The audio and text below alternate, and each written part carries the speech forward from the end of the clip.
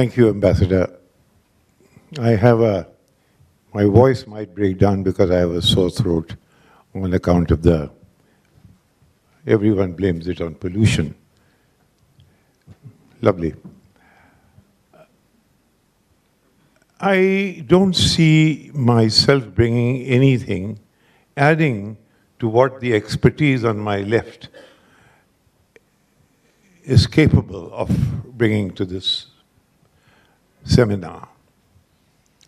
Let me therefore, I'm no Pakistan expert.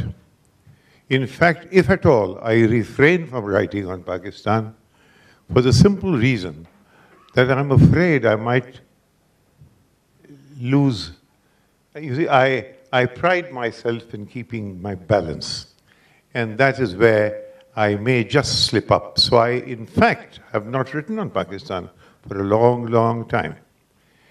You're holding this meeting exactly one day after a huge, I've never seen a gathering of journalists as large as the one I saw at the Press Club of India yesterday. This was the anniversary of the fall of Babri Masjid. Amazing. Now, when my turn came, I was tongue-tied, except that I fell back. And it might be of some relevance. It may not be exactly central to your theme, but I might add a little flavor. During that demolition, there was no independent media in India except Doordarshan. On the 6th of December 1992, there was no media. Very imaginatively, India Today had started producing a thing called News Track. This was a VHS magazine. In this magazine, covering the events of that day at Ground Zero, is a collector's item which I have retained. The mosque has been brought down. Ram Janmabhoomi movement is at its peak. People like, you call me sensible, even I begin to wonder, look, why not? I mean, Ram, what is so important about Babri Masjid compared to the centrality of Ram in the Hindu belief system? That is the way I started writing those days. Now, you look at that track, I wish I could show it on the screen. The first scene has a group of girls in a circle clapping and singing a song. Ab ye jhanda lehrayega sare Pakistan pe, ab ye jhanda lehrayega sare I take a double take. Now, the mosque has just come down. Ram Janmabhoomi agitation is at its peak. Ab ye jhanda lehrayega sare Pakistan. Next scene. You have young men with bandanas carrying lances, and those lances are being virtually thrust into the camera. Bam girega Pakistan pe. Bam girega Pakistan pe. Pause.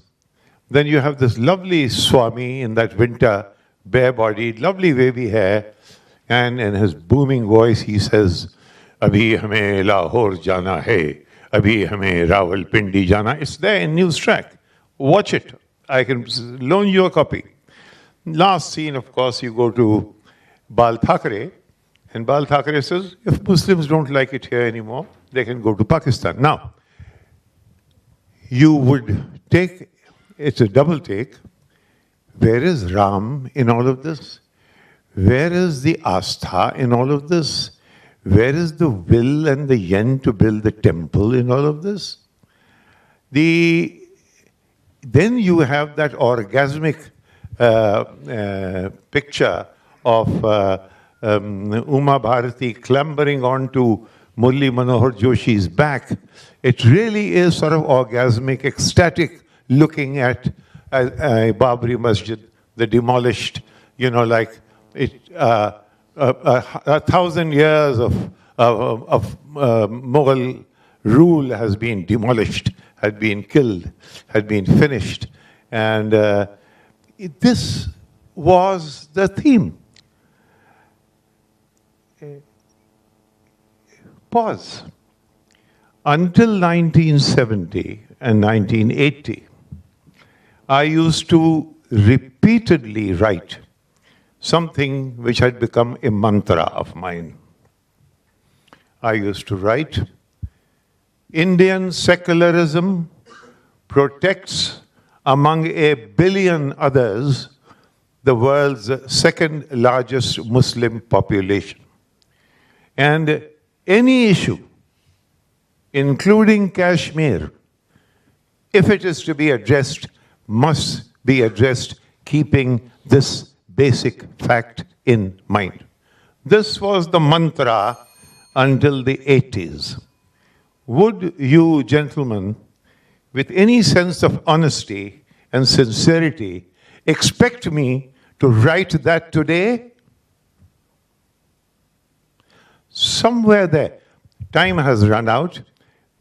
In 1947, we trapped ourselves into a triangle. This is an old... The triangle is New Delhi, Srinagar, India, Pakistan, Hindu, Muslim. This is one complex of issues.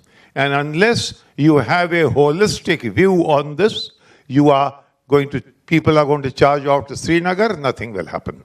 The minute you touch one end of this triangle and all to the other two. So Kashmir, you have to involve Pakistan.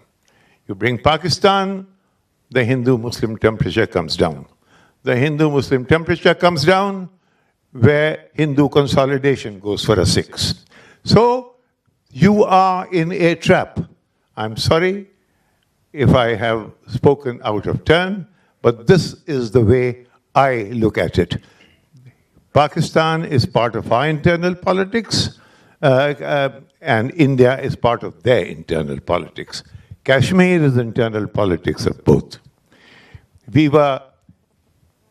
Colonialism had a hand in distancing us. Imperialism had a role in keeping us apart. They're both in a state of flux, and somewhere there might be hope. Thank you.